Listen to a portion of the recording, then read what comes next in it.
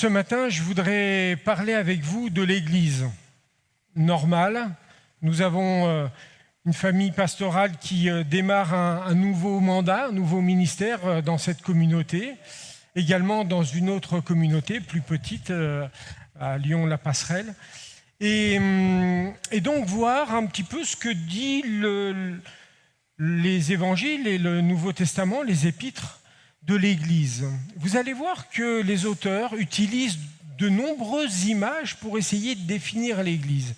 La première image, c'est Jésus qui la donne. Cette image de l'Église étant le troupeau.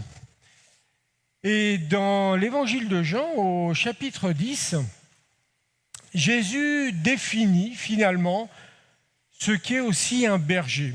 Alors, si vous relisez un peu ce chapitre, vous apercevez que pour Jésus, le bon berger est quelqu'un qui s'implique totalement. Il va dire même les ouvriers, les mercenaires, ceux qui sont payés par le patron, le propriétaire, lorsqu'ils voient le loup arriver, ils ont peur. Donc, ils décampent. Et puis, le troupeau se disperse, alors que moi, je suis le bon berger et je prends soin de mes brebis, je donne ma vie pour elles. Et quand Jésus dit « je donne ma vie pour elles », alors évidemment, il y a la notion de ce sacrifice ultime, mais ça veut dire « je m'implique dans ma vie totalement pour mon troupeau ». On a parfois tendance à dire que le pasteur, c'est le berger du troupeau. Alors quelque part, il y a un certain nombre de choses qui peuvent être vraies dans cette idée, mais moi je préfère utiliser une autre image. Je préfère dire que le pasteur est le chien du berger. Le chien du berger, oui, parce que le berger reste Jésus. C'est notre modèle, c'est celui qui connaît les besoins du troupeau, c'est celui qui va mener ce troupeau dans les bons pâturages et dans ces pâturages d'éternité. Par contre, le chien et le berger, ils ont une connivence tous les deux et il va être sensible aux ordres de son maître et puis il va aussi, comme son maître, avoir le souci du troupeau. Alors c'est vrai qu'on aime bien le troupeau, on aime bien ces animaux. Le mouton, c'est un animal paisible, c'est un animal tranquille. Vous savez que c'est un animal très affectueux. J'ai vu il n'y a pas très longtemps à la télé un reportage avec deux bergères qui avaient élevé une dizaine d'agneaux au biberon parce que soit les mères étaient mortes, soit elles les avaient délaissés. Et les agneaux étaient tellement dépendantes de ces bergères qu'elles les suivaient tout le temps. Et elles se disaient, mais comment on va faire pour qu'à un moment donné, ces petits moutons, ces agneaux, coupent le cordon avec nous et puis intègrent pleinement le troupeau pour devenir des vrais moutons, avec même cette préoccupation de dire s'ils n'arrivent pas à se sociabiliser dans la société des moutons, c'est terrible, mais on va devoir s'en séparer. Et donc, vraiment des animaux très, très câlins, très dépendants du berger. Et puis, il y a cette notion de la croissance naturelle. Alors, je ne sais pas si vous le savez, il y a deux raisons particulières pour lesquelles les brebis n'arrivent pas à être fécondes. Il y a deux raisons qui empêchent les brebis d'être fécondes. Est-ce que vous le savez ? Vous connaissez ces raisons ? Non ? Qu'est-ce qui vous vient à l'esprit comme ça ?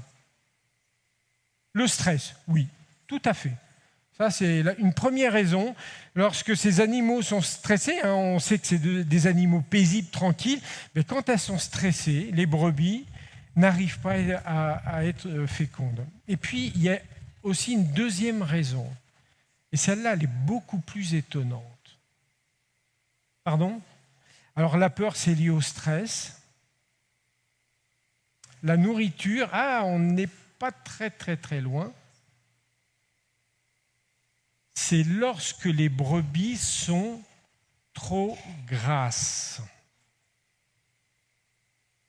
quelque part une sorte de phénomène naturel qui dit « je suis dans l'aisance, donc je n'ai pas besoin de me reproduire, je n'ai pas le souci de la survie de mon espèce, parce que tout va bien ». Ça fait peut-être quelques analogies avec le texte biblique, l'Apocalypse, l'église de Laodicée qui dit « ouh, tout va bien, j'ai besoin de rien ». Je ne suis pas fécond parce que finalement ma vie est belle et que je n'ai pas besoin de me préoccuper pour la survie de l'Église. Donc, petite analogie avec l'Église de ce côté-là. Alors là, on va voir d'autres images. Une image qui revient régulièrement et d'ailleurs qui parfois aussi a été utilisée par Jésus. L'Église est un bâtiment en construction. Alors, je ne sais pas s'il y a des personnes ici qui s'intéressent à la construction. Alors moi, c'est ma passion, le bâtiment. Ce n'est pas mon vrai métier. Je suis plutôt d'origine de la terre. Je suis un terrien, un enfant d'agriculteur. Et j'ai une formation agricole et puis je suis devenu forestier. Donc c'est plutôt le côté nature. Mais j'aime ce côté technique de la construction. Et quand vous regardez une construction, c'est passionnant. Parce que vous faites intervenir des corps de métier, mais qui sont complètement différents. Ne demandez pas à un plombier de faire des fondations. Il ne saura pas faire. Mais ne demandez pas à quelqu'un qui fait du terrassement de faire de la plomberie. Là, vous aurez des fuites. Chaque corps de métier est très technique et ils sont dépendants les uns des autres. Et c'est ça qui est intéressant, c'est de voir cette interdépendance dans la technicité. Et puis, c'est quelque chose d'évolutif. J'ai eu la chance, il y a quelques années, il n'y a pas si longtemps que ça, de vivre une expérience familiale absolument extraordinaire, puisque, voyant petit à petit la retraite arriver, et de se dire, ça serait bien d'avoir un endroit pour pouvoir habiter quand je serai à la retraite.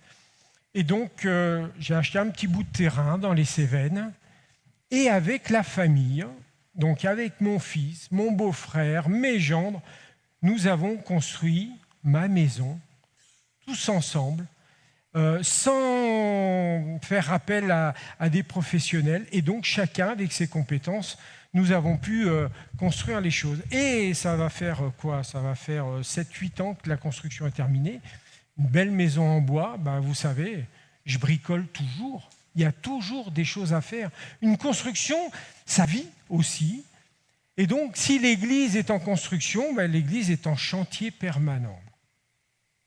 Alors, nous allons voir justement par rapport à ce bâtiment en construction que l'apôtre Pierre, alors Simon-Pierre, d'ailleurs c'est marrant parce qu'on devrait littéralement, dans le grec, on devrait l'appeler Simon-Caillou. Parce que Pierre, c'est vraiment la pierre, c'est le caillou. Et Simon-Pierre va utiliser une image vraiment bizarre. Il va parler de pierre vivante. Alors pour moi, c'est un paradoxe total.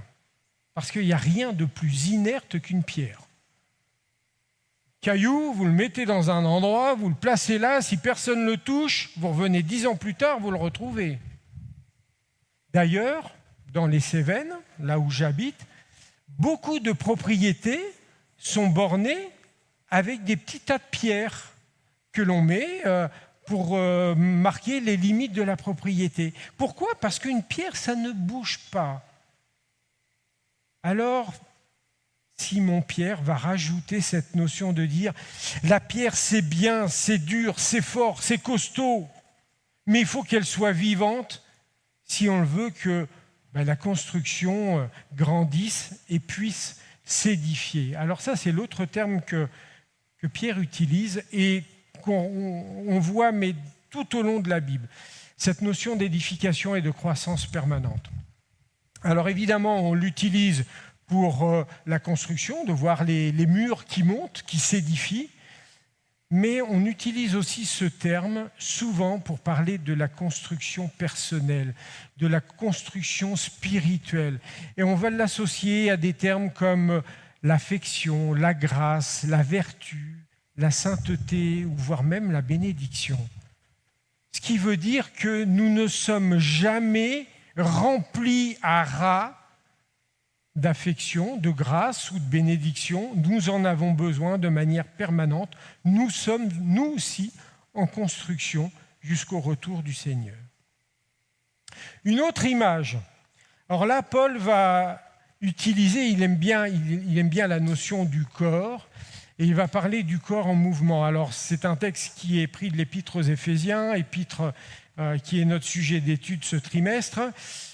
Et donc, alors dans ce texte, on pourrait y passer des heures parce que chaque mot a son importance.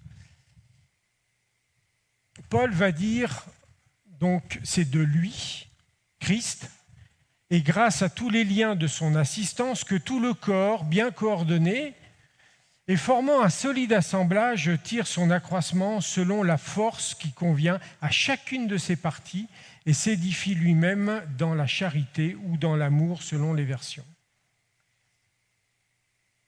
L'assistance. Alors j'ai été curieux, j'ai été fouillé aussi dans l'original. Alors l'assistance, le mot qui est utilisé pour le mot assistance, c'est le mot approvisionnement. Alors je ne sais pas si vous êtes un fan du Tour de France. Je ne suis pas un spécialiste du vélo. Moi aussi, je préfère le foot.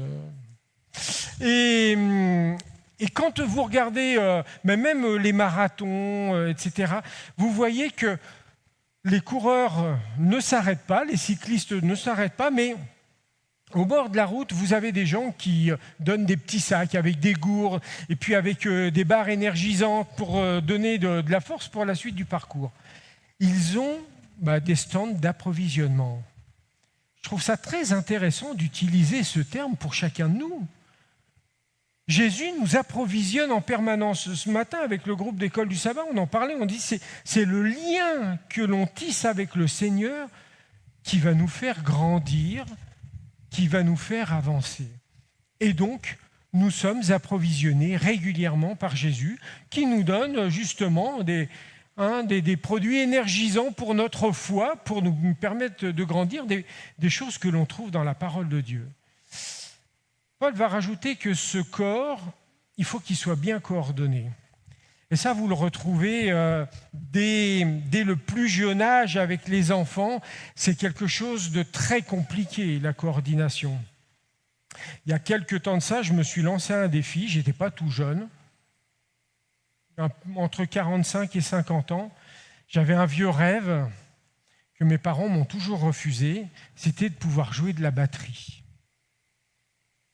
Donc, je suis allé voir un professeur de musique à l'école de musique de là où j'étais et je lui ai dit, voilà, je suis vieux,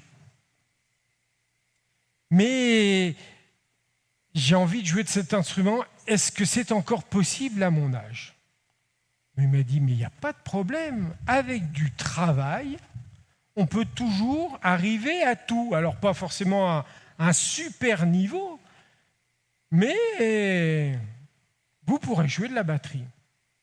Il m'a dit, il y a juste une chose, enfin même deux, il y a la question du rythme, donc si vous êtes arythmique, c'est même pas la peine d'en parler, donc on va voir, je vais vous demander de taper une mesure. Là, jusque-là, ça s'est bien passé. Il me dit, puis après on verra, parce que c'est beaucoup plus complexe, c'est la coordination des membres. Parce que chacun de vos 4 membres joue une partition différente. Et là, il faut se couper en 4 et se décoordonner pour ne pas faire les mêmes choses en même temps. Mais en même temps, il faut être suffisamment coordonné pour que ce soit harmonieux et que ça produise quelque chose de bon. Et la coordination, finalement, c'est l'équilibre de notre vie. Parce que quand vous me regardez en train de marcher, là, ma marche, mes pas, sont une succession de déséquilibres. À un moment donné, je lâche un pied et je suis en déséquilibre pour que quand je pose ce pied sur le sol, je retrouve à nouveau l'équilibre. Et ma vie est une succession d'équilibres et de déséquilibres. Et ça, grâce à cette coordination du mouvement, eh bien, j'arrive à me mouvoir normalement. L'Église doit avoir cette coordination, cette harmonie du mouvement, et donc trouver la bonne place, chacun à sa place, et une place pour chacun. Et du coup, on verra une église qui grandit, qui s'édifie, une église qui est solide. Une autre image, alors c'est une image qu'on n'aime pas forcément, et pourtant, ce matin, c'était le sujet de notre discussion à l'école du sabbat, la question de l'armée. Et l'armée, ça nous pose problème, et à juste titre, parce que quand on pense à armée, on pense à guerre. Guerre, ce sont les armes, et les armes, c'est fait pour tuer. Donc ça ne correspond pas à nos valeurs et à notre éthique. Alors pourquoi on parle autant d'armée et de soldats dans la parole de Dieu? Peut-être aussi parce qu'il y a des histoires de combat, alors de lutte avec soi-même, et puis de lutte avec l'ennemi, avec le diable. D'ailleurs, si vous vous rappelez, dans l'Ancien Testament, régulièrement, le Seigneur s'appelle l'Éternel des armées. C'est celui qui dirige, qui conduit, qui, à sa manière en tant que chef, tiens d'ailleurs une chose, le chef dans la Bible, et Jésus quand il se dit chef de l'Église, c'est le chef, alors ça n'a plus rien à voir avec nos chefs d'aujourd'hui, qui sont souvent dans un campement retranché, qui donnent des ordres et qui envoient les petits soldats aller mettre leur vie en péril. Le chef dans la dimension biblique, c'est celui qui marche devant. Et un chef qui est intelligent ne va jamais conduire son armée au suicide parce que du coup, lui sera le premier à se suicider et il n'en a pas envie. Et c'est pour ça que les soldats ont confiance dans leur chef. Parce qu'en marchant devant, non seulement il ouvre la voie, mais il a déjà réfléchi sur la stratégie la meilleure pour sauver sa vie à lui et donc de toute son armée. Néanmoins, dans la notion de l'armée, il y a quand même des valeurs pour lesquelles nous sommes complètement solidaires et auxquelles nous adhérons pleinement. Vous avez cette notion de solidarité, d'équipe, de famille. On est en lien les uns pour les autres et on vit les uns pour les autres et avec les autres. La notion d'engagement, un engagement total. Un militaire est prêt à donner sa vie pour son pays. Et donc, en tant que soldats du Christ, nous donnons le cadeau de notre vie aussi au Seigneur. Un peu de discipline, alors ça, je sais que c'est un mot qui ne plaît pas forcément. En tout cas, moi, j'ai parfois un peu de mal avec ça. Je suis un peu contestataire. Mais c'est ce qui nous permet justement aussi de grandir, de la persévérance, de l'abnégation, du patriotisme. Alors ça aussi, c'est un mot qui n'est pas forcément très utilisé dans nos églises parce qu'il fait référence à des aspects plutôt extrêmes, parfois sur le plan politique. Mais nous sommes des patriotes de l'Évangile. Rappelez-vous ce texte dans l'Épître aux Corinthiens. Vous êtes des ambassadeurs pour Christ, parce que notre patrie, elle est là-haut. Et c'est cette patrie-là que nous défendons. Et puis, l'armée n'est pas qu'une armée de combattants qui tuent, qui massacrent. Aujourd'hui, et tant mieux si en tout cas l'armée a surtout pris cette voie-là, elle va en aide aux populations qui sont en difficulté, qui sont défavorisées. Elle leur apporte du soutien, parfois même du salut. Et ça, évidemment, nous adhérons à ces valeurs-là. Toujours dans l'Épître à Timothée, donc ces successions d'images, Paul va dire à Timothée, son jeune disciple, l'athlète, lui, ne peut pas être couronné s'il n'a pas combattu suivant les règles. De quelles règles parle-t-il ? Le mot qui est utilisé là, il n'est utilisé que 2 fois dans la Bible. Ça veut dire que quand Paul l'a écrit, il a bien calculé, bien réfléchi à ce qu'il voulait dire. Et ce mot, c'est l'usage convenable de la loi.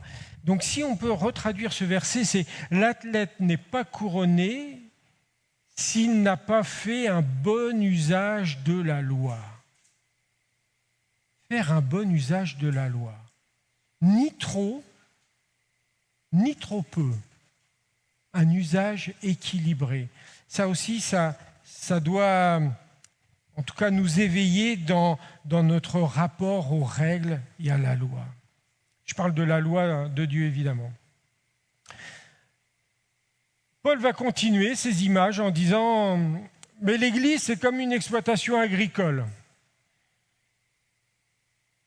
Tu ramasseras, tu auras des fruits à la sueur de ton front. » Parfois, on voudrait que les gens viennent nous rencontrer, c'est ce qu'on disait ce matin, et on verra un texte pour clore ce temps de partage, où Jésus invite à aller, et nous, on a plutôt tendance à dire « Mais venez, allez, vous êtes les bienvenus !» Puis ça nous évitera pas mal d'efforts si vous venez de votre plein gré, plutôt que d'aller vous chercher, d'aller nous casser la tête à savoir ce qui vous plaît, ce qui vous convient, comment toucher votre cœur. Eh non, la mission, c'est quelque chose qui demande des efforts. Et ça, c'est valable pour chacune des images qui est utilisée. Hop. Et là. Voilà. Alors, je vous disais tout à l'heure, une place pour chaque personne a sa place.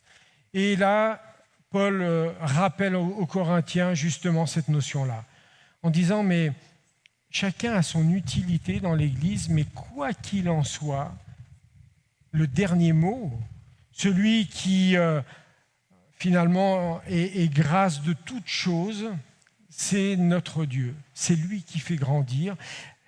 Alors ça aussi, on va parler de notre Église, et ça, moi, c'est quelque chose, parce que c'est un terme affectueux, j'aime parler de mon Église. Et ce n'est pas une mauvaise chose en soi, mais l'Église ne nous appartient pas. L'Église n'appartient pas à Xavier, ce n'est pas son Église à lui, encore moins nous à la fédération.